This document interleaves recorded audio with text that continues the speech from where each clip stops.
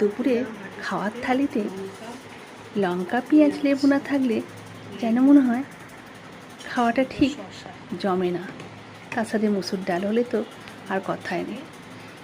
আর দুটো স্যালাড দেখছি, শশা আর লাউ শাকের ডগাগুলোকে ফ্যান দিয়ে সেদ্ধ করেছি আর লঙ্কা পুড়িয়ে লঙ্কা দিয়ে মেখে নিয়েছি।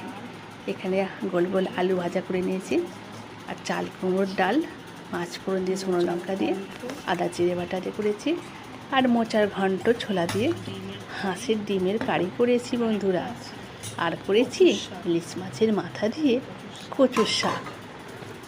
আর আছে এই সময় তো কাঁচা তেঁতুল বাজারে দারুণ লাগে, ঝাল চচ্চড়ি সর্ষে বাটা দিয়ে কাঁচা লঙ্কা চিড়ে। আমার তো বলতে বলতে জিভে জল এসে গেছে।